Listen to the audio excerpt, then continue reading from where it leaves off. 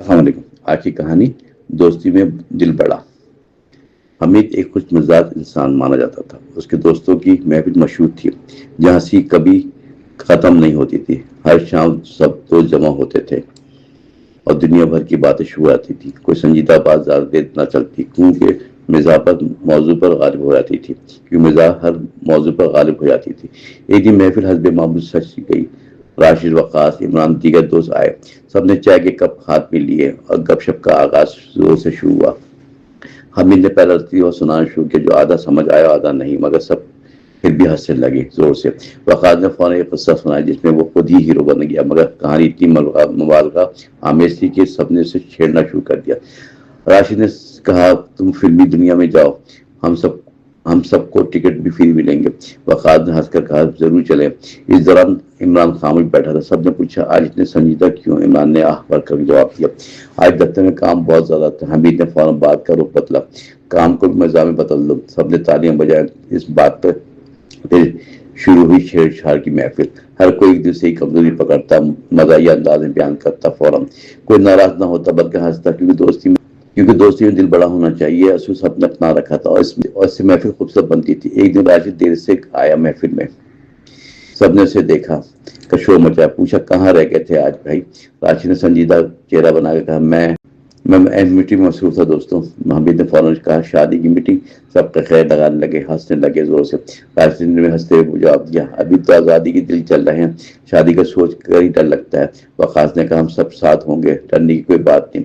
عمران نے کہا، پہلے خود کو کر کے دکھاؤ، پھر ہمیں بھی مشورہ دینا۔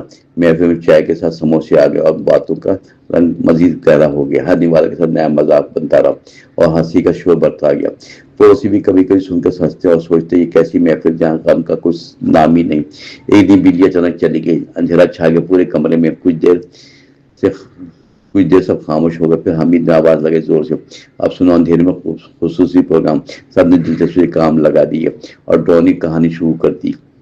کہانی بھی اتنی مزاحیہ نکلی کہ جسے بھوت بھی مذاق کرتا تھا۔ سب ہنسنے لگے اور ڈر بھول گیا۔ اندھیرا بہت خوشگوار لگنے لگا۔ کریم نے کہا، یہ نیا انداز اچھا ہے کہ ڈر کو بھی ہنسی میں بدل دو، یہی تو ہماری محفل کی خاص بات ہے۔ وقت گزرتا کہ محفل نہ بدلی، ہر دن میں نئی بات، نئی ہنسی، کبھی سیاست پر طنز ہوتا مزاحیہ، کبھی روزمرہ زندگی کا مذاق بنتا۔ ہر موضوع ہلکے انداز میں ڈھل جاتا تھا اور دلوں کا بوجھ کم ہو جاتا تھا۔ دوستی کا اصل رنگ یہی ہوتا ہے۔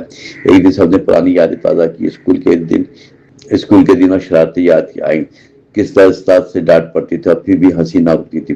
سب نے ایک دوسرے کو یاد دلایا اور قہقہے لگائے۔ دیر تک آنکھوں میں خوشی کے آنسو بھی آ گئے۔ حمید نے کہا، ہر لمحے قیمتی ہیں جو کبھی واپس نہیں آتے دوستوں، اس لیے ہر لمحے بھرپور جیو اور تم ہنسی کبھی کم نہ کرو۔ سب نے اس بات پر سر ہلایا، وعدہ کیا کہ ساتھ رہنے کا ہمیشہ۔ محفل میں ایک جذبہ پیدا ہو گیا۔ رات گہری ہو گئی مگر باتیں جاتی رہیں، کوئی جانے کو تیار نہ تھا۔ وہاں آخر کار سب نے اگلے دن کا وعدہ کیا، مسکراتے ہوئے رخصت ہوئے، دل بھی خوش اور چہروں پر مسکراہٹ۔ یہی دوستی کی اصل محفل جو ہر کسی کو خوش کر دیتا تھا۔ حمید اکیلا بیٹھ کر سوچنے لگا کہ دوستی واقعی نعمت ہے جو زندگی کو رنگین بنا دیتا ہے، ہر مشکل کو آسان کر دیتا ہے۔ اس نے شکر ادا کیا دل سے کہ اسے دوست ملے ہیں زندگی میں جو ہنسی کا خزانہ ساتھ لائے ہیں۔ یوں یہ محفل ہمیشہ قائم رہی، وقت کے ساتھ مضبوط ہوئی، دوست بدلتے گئے مگر روایت نہ بدلی، ہنسی اور خوشی ہمیشہ ساتھ رہی۔ یہ اس کہانی کا پیغام ہے کہ دوستی کو ہمیشہ سنبھال کر رکھو، کیونکہ یہ زندگی کی اصل خوشی ہے۔